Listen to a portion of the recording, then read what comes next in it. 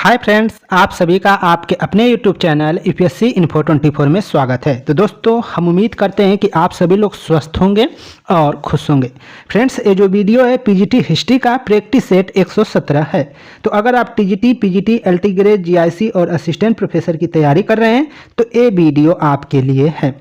आज का जो क्वेश्चन है वो 11 नंबर से शुरू हो रहा है और एक क्वेश्चन आपका पीजीटी 2019 में पूछा गया क्वेश्चन है एनबीएस में। तो क्वेश्चन देख लेते हैं। निम्न में से किसने उच्छेदवाद कहलाने वाले भौतिकवादी सिद्धांत का प्रचार प्रसार किया था? किसने उच्छेदवाद कहलाने वाले जो भौतिकवादी सिद्धांत है उसका प्रचार प्रसार किसने किया था, ये बताना है।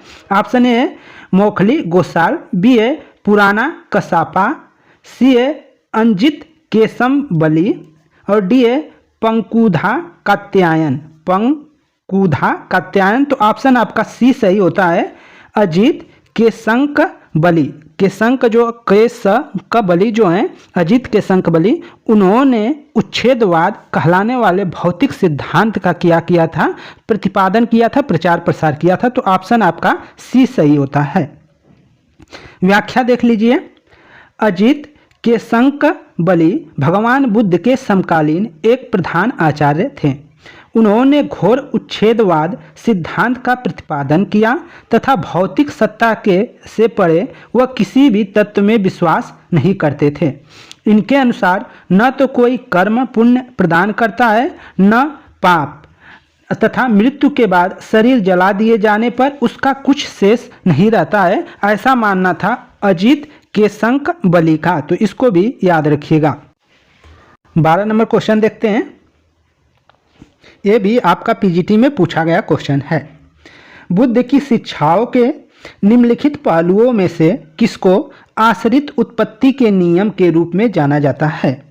बुद्ध की शिक्षाओं के निम्नलिखित पहलुओं में से किसको आश्रित उत्पत्ति के नियम के रूप में जाना जाता है? तो ऑप्शन ए है इसका पचीदा समुपदा, सी बी है आपका पंचशील, डी सी है आपका अष्टांग मार्ग रहना चाहिए यहाँ पे, अष्टांगी मार्ग जिसको करते हैं, डी आपका है आर्यन सच्चानी। तो आपका क्या है, आर्यन सच्चानी या आर्य सच्चानी कर रहेगा। तो ए है। तो ऑप्शन आपका जाएगा ए के साथ इसका पति चच्चा समुपद।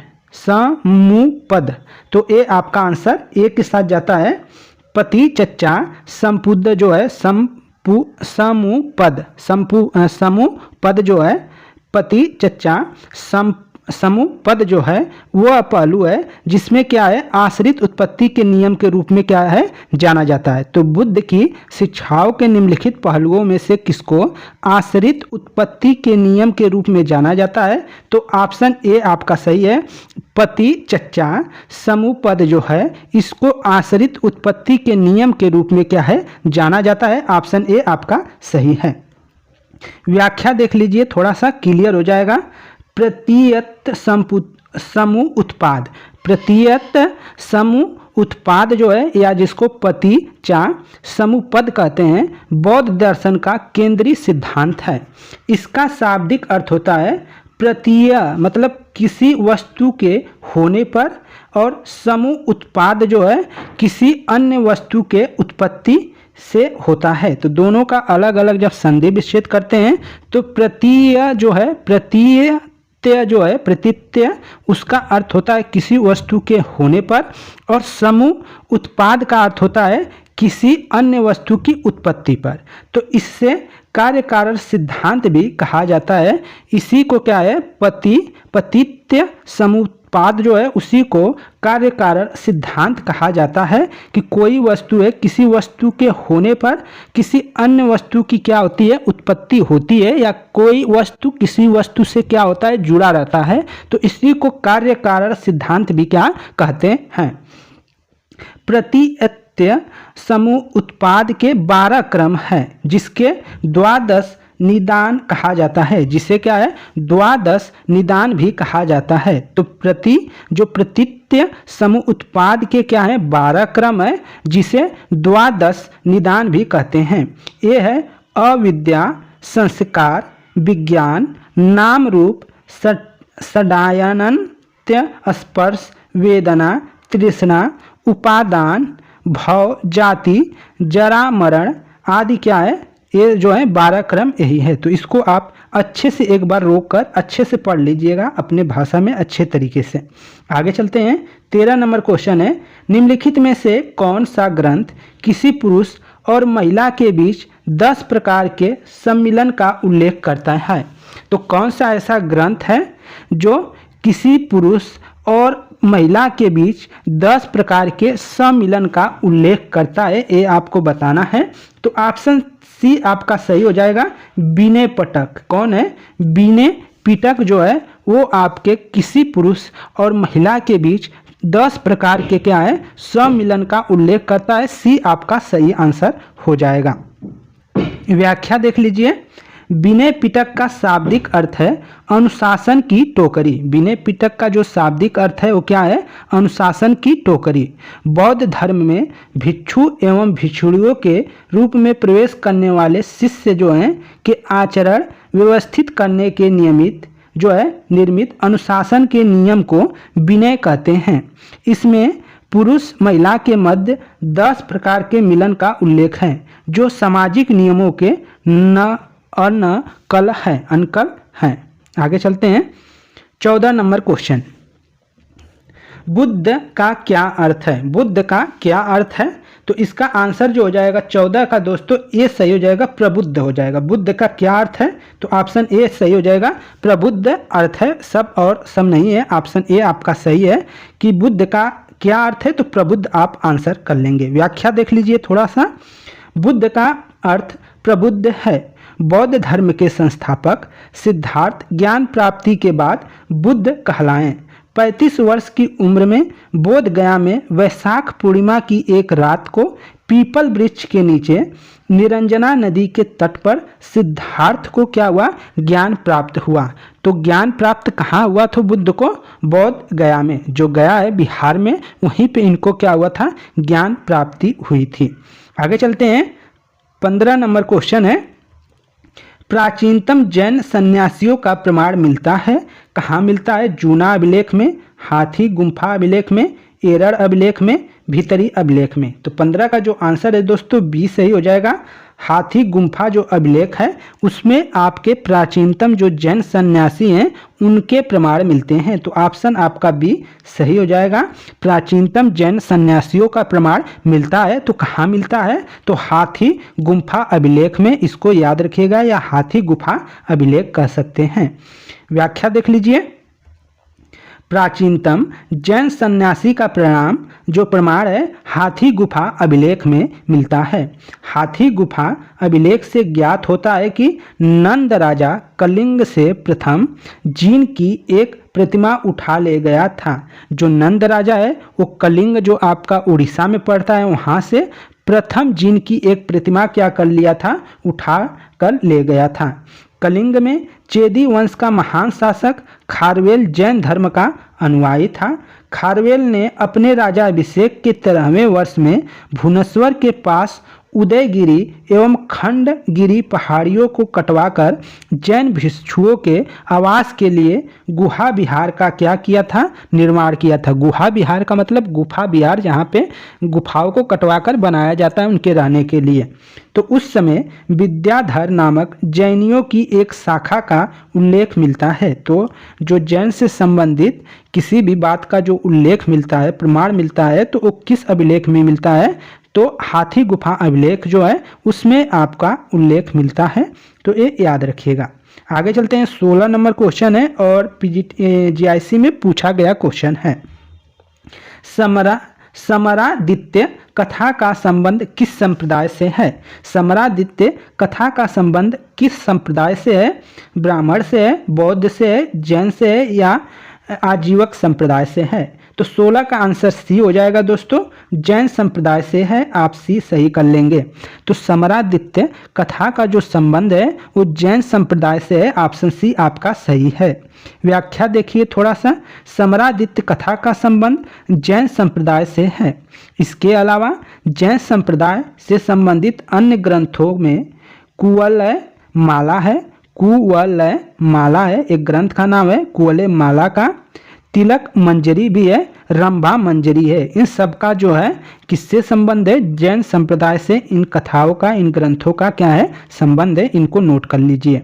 आगे देखते हैं, आपका यूपीजीआईसी प्रयोक्ता परीक्षा 2012 में पूछा गया क्वेश्चन है, भगवापी कोसलोको अहम्पी कोसलको किस बौद्ध ग्रंथ का उद्धरण है? ये संस्कृत में है। भगवापी कोसलको अहम्पी कोसलको किस बौद्ध ग्रंथ का उद्धरण है? ये बताना है। दिग्घ निकाय का है, मध्यम निकाय का है, खुद्दक निकाय का है या अंगुत्तर निकाय का है?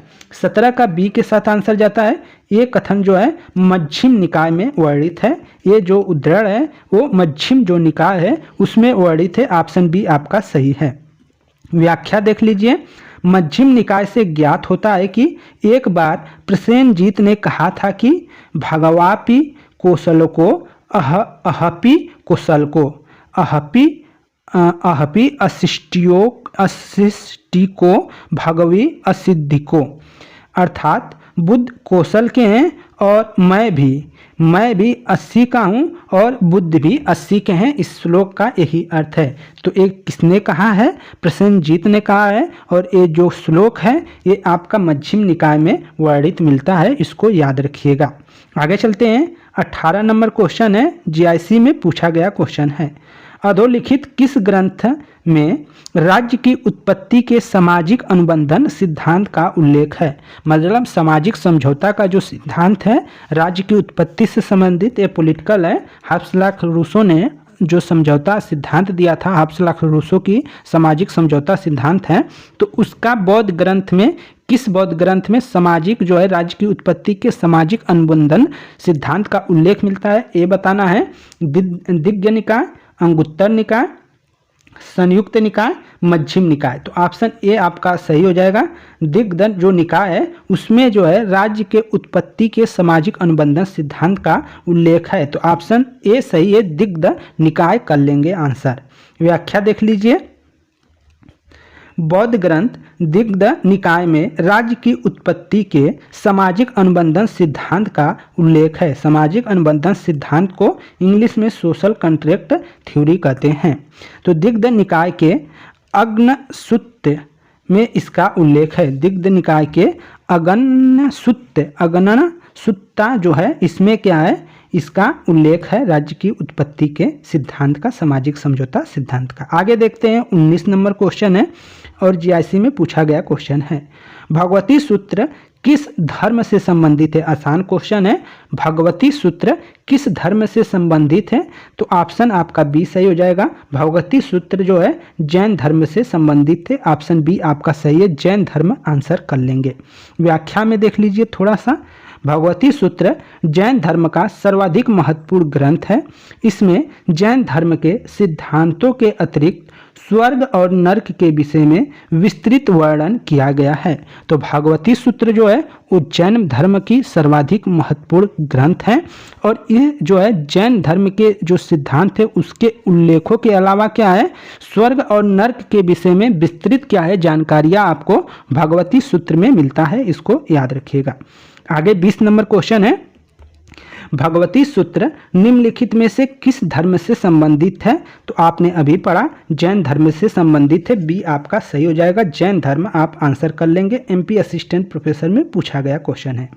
21 नंबर क्वेश्चन करते हैं, निम्न में से किससे अर्थ फलक संबंधित है? निम्नलिखित में से या निम्न में से किससे अर्थ फलक संबंधित है?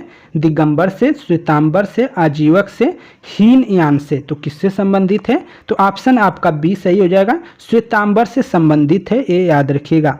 अर्थ फलक किससे संबंधित है? तो ऑप्शन बी आपका सही होता है, श्वेतांबर से संबंधित है। व्याख्या में थोड़ा सा देख लीजिए, कुछ चीज़ें नहीं मिल जाएगी। जैन परंपरा में फलक, कौपिन, चीवर आदि वस्त्रावर है। तो जैन परंपरा में जो है फलक हो गया, जिसको इसमें बोला गया है क्या कि अर्ध फलक। तो अर्ध फलक एक प्रकार का क्या है, वस्त्र आवरण है। तो जैन परंपरा में फलक, कौपिन, चीवर आदि क्या है, वस्त्र आवरण है। अतः इनका संबंध श्वेतांबर से है। इनका संबंध किससे है, श्वेतांबर से। श्वेतांबर क्या होते हैं, श्वेत वस्त्र धारण करते हैं। दिगंबर जो होते हैं, कुछ नहीं पहनते हैं, वो नग्न रहते हैं। तो इसको याद रखिएगा। आगे चलते हैं। 22 नंबर क्वेश्चन है आपका, जीआईसी में पूछा गया क्वेश्चन है। भागवत धर्म का पहला ज्ञात यूनानी अनुयायी कौन था। भागवत धर्म का पहला ज्ञात अनुयायी कौन था, ये आपको बताना है। Megasthenes, Demetrius, Heliodorus, Menander. तो आंसर आपका जो 22 है वो सी के साथ जाता है। 22 का आंसर आप सी कर लेंगे दोस्तों, हेलियोडोरस। हेलियोडोरस जो है भागवत धर्म का पहला ज्ञात यूनानी अनुयायी था। तो हेलियोडोरस जो है भागवत धर्म का पहला जो है ज्ञात अनुयायी था। ऑप्शन सी आपका सही है। व्याख्या देख लीजिए थोड़ा सा। भागवत धर्म से संबंध प्रथम प्रशस्तर स्मारक विदिशा का गरुड़ स्तंभ है। विदिशा जिसको बेस नगर कहते हैं से संबंधित गरुड़ स्तंभ है। इससे ज्ञात है, इससे यह पता चलता है कि तक्षशिला के यवन राजदूत हेलियोडोरस ने भागवत धर्म क्या कर लिया था, ग्रहण कर लिया था तथा इस स्तंभ की स्थापना करवाकर उसकी पूजा की थी। इस पर उत्कीर्ण लेख में हेलियोडोरस को भागवत तथा वासुदेव को देव देवस अर्थात देवताओं का देवता कहा गया है। आगे चलते हैं। 23 नंबर क्वेश्चन है, मेरु ब्रह्मांड की संबंधित है या संबंध है। मेरु ब्रह्मांड की का संबंध है किससे है, बौद्ध धर्म से, जैन धर्म से, सांख्य दर्शन से, आजीवक से। तो आंसर क्या हो जाएगा 23 का, ए सही हो जाएगा, बौद्ध धर्म से संबंधित है। तो मेरु ब्रह्मांड की संबंध है किससे है, तो बौद्ध धर्म से है। ऑप्शन ए आप सही कर लेंगे, बौद्ध धर्म आपका आंसर हो जाएगा। व्याख्या देख लीजिए थोड़ा सा। बौद्ध पाठ्य के अनुसार पर्वत मेरु के चतुर्दिक ही भौतिक और आध्यात्मिक ब्रह्मांड की परिकल्पना है। अतः मेरु ब्रह्मांड की बौद्ध धर्म से संबंधित है। आगे चलते हैं। 24 नंबर क्वेश्चन आसान क्वेश्चन है। जैन धर्म के प्रथम तीर्थंकर कौन थे। जैन धर्म के प्रथम तीर्थंकर कौन थे, महावीर स्वामी, पारसनाथ, नेमिनाथ, ऋषभदेव। तो आंसर क्या हो जाएगा, ये सही हो जाएगा ऋषभदेव। ऑप्शन क्या होगा, संस्थापक पूछे, प्रथम पूछे, जो भी पूछे तो ऑप्शन ऋषभ करेंगे, क्योंकि ये संस्थापक, प्रतिपादक या प्रथम तीर्थंकर कौन थे, ऋषभदेव थे। तो इसको याद रखिएगा, डी आपका सही आंसर है। व्याख्या देख लीजिए, कुछ तथ्य को जान लीजिए। जैन धर्म संस्कृति के जिन शब्द से बना है, जिसका अर्थ है विजेता। जैन महात्माओं को निग्रंथ तथा जैन संस्थापकों को तीर्थंकर कहा गया है। जैन धर्म के प्रथम तीर्थंकर ऋषभदेव अथवा आदिनाथ थे। ऋषभदेव को आदिनाथ के भी नाम से जाना जाता है। तो दोनों में कन्फ्यूजन नहीं होना है, दोनों एक ही है, बस क्वेश्चन में आपको ऑप्शन बदल देगा, ऋषभदेव के जगह आदिनाथ दे देगा। तो आपको आदिनाथ ही करना है, क्योंकि ये प्रथम तीर्थंकर थे, संस्थापक भी थे। तो इसको याद रखिएगा। आगे देखते हैं अन्य महत्वपूर्ण तथ्य। ऋषभदेव एवं अनष्टिनेमि का उल्लेख ऋग्वेद में मिलता है। ऋषभदेव जिनको आदिनाथ भी कहते हैं, तो ऋषभदेव एवं अरिष्टिनेमि का जो उल्लेख मिलता है ऋग्वेद में मिलता है। 23वें तीर्थंकर पारसनाथ थे, जबकि 24वें एवं अंतिम तीर्थंकर क्या है, आपके महावीर स्वामी थे। तो ये याद रखना है कि पहले जो थे ऋषभदेव थे और 23वें तीर्थंकर पारसनाथ थे, 24वें और अंतिम तीर्थंकर जो थे वो आपके महावीर स्वामी थे। और इनके प्रयासों से जैन धर्म बहुत ही प्रचलित हुआ। आगे देखते हैं 25 नंबर क्वेश्चन है आपका। जैन मान्यताओं के अनुसार 22वें तीर्थंकर कौन थे। हमने 23वें की बात की और 24वें की बात की, पहले की बात की, तो 22वें तीर्थंकर कौन थे ये बताना है। अजीतनाथ, अरिष्टिनेमि, पारसनाथ, महाप्रभ। और ये MP असिस्टेंट प्रोफेसर में पूछा गया क्वेश्चन है।